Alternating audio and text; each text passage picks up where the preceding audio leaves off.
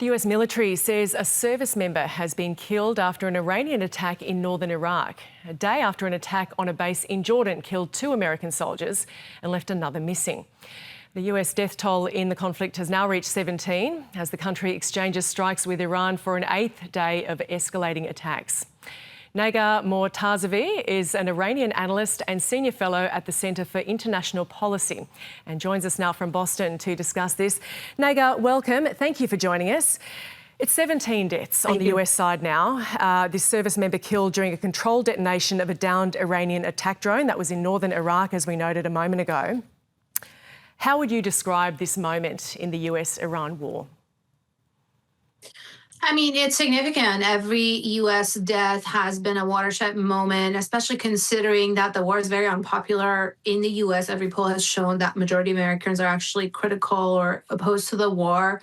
And also that the goals of the war have been unclear from the beginning. Was it regime change? That didn't happen. Was it destroying the nuclear program, destroying their army, their navy, their air force? And the war, in fact, created a whole new problem, which is the Strait of Hormuz. That wasn't even a problem before. And then the flip side of that, on the Iranian side, there have been thousands of deaths, I think reaching almost 4,000, many of them civilians. Just in the past few days of escalation, there have been dozens of deaths, including military and civilian. Iranian infrastructure has been targeted, and Iran is retaliating against infrastructure across the region. So it's just escalating into what seems to be another hot conflict. And it's just very devastating and dangerous for many in the region. And you're in the US, you're getting the domestic messaging from Donald Trump there. What do you make about his comments about the troops making the ultimate sacrifice to prevent Iran obtaining a nuclear weapon? Well, it just doesn't seem very much connected to the reality on the ground because, first of all, let's remember this war started last year in the so-called 12-day war in June 2025. And after the U.S. got involved in that war started by Israel attacking Iran, and the U.S. got involved with Operation Midnight Hammer, the White House, the administration, told the American people that Iran's nuclear program was obliterated. And then again came another war, like I said, unpopular, again in the name of destroying the nuclear program and regime change and many other goals. And still, that hasn't happened. And as nuclear experts keep saying, you just can't bomb away a nuclear program. It has to be done through the negotiating table. And it seemed to be the path the administration was taking with the MOU, the Memorandum of Understanding, and a ceasefire. But now it's back to hot conflict and, attacking a bunch of infrastructure in the southern areas of Iran near the Strait of Hormuz is not going to reopen the strait, and it's certainly not going to end Iran's nuclear program. And what does this mean for Gulf states? I mean, we know they have been attacked already, but do you see this changing the dynamics of the war, the dynamics of their relationship with the US?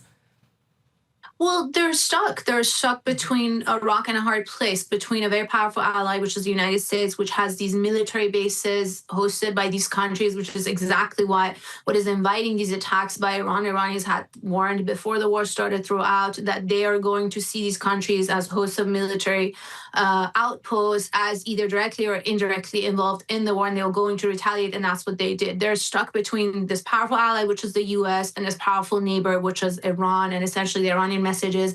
The neighborhood cannot be unsafe for just one country, which is them, with the help of these other U.S. military in their neighborhood. And so it's going to be very difficult for them to manage these two relationships. Of course, they can't let go of the U.S., this powerful ally. They also can't ignore a neighbor that's been there for thousands of years and is continuing to be there. So managing that relationship is going to be very difficult, and the dynamic will shift. That's exactly why these countries, at least most of them around the Persian Gulf, are trying to mediate and help diplomacy to try to end the war, because they've paid a very high cost and price as a result of the conflict.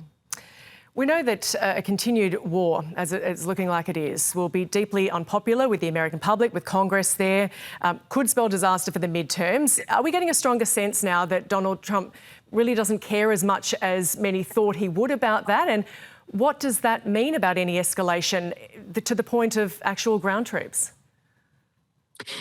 It's not very clear. I mean, President Trump oscillates so much, sometimes even in the span of a week. that it's just not very clear if there's a strategy at all, what the strategy is, what the goal is. It seemed like the global energy crisis that impacted also the US market and the unpopularity of the war, pressure from Congress, all of that really deterred him and essentially pushed him to exit the war. But now he's back at hot conflict again. Is this momentarily? Is this something he thinks is temporary and then he's going to go back to some form of a ceasefire? It's not clear, or how long he's going to continue it. But like I said, you said, the war is unpopular among the public. Congress is putting a lot of pressure, and this has impacted not just the global market, but also the US. And the reasoning is unclear. I mean, what has the war achieved? Nothing. It's just created a massive new problem that wasn't before, which is the Strait of Hormuz. And there is no military way through the Strait of Hormuz. Forcing it open with US military is just going to add, more to the US casualties potentially, and also lots and lots of resources. We know the cost of war has been billions of dollars, and it just keeps adding. So it's just not clear if there's a strategy with the president, or is it just this idea of winning? He entered the war that seemed like it's going to be easy, and it just turned out that it wasn't. Yes, US and Israel had military supremacy, but Iran, as the underdog, was able to put up a defense with strategy, with the advantage of geography, asymmetric warfare, opening new fronts with their allies. And it's just difficult to come out of this war as a winner for the US. But I think President Trump needs to take whatever the wins until this point and exit, knowing that there will be no absolute winner in the war, not on the US side, not on the Iranian side.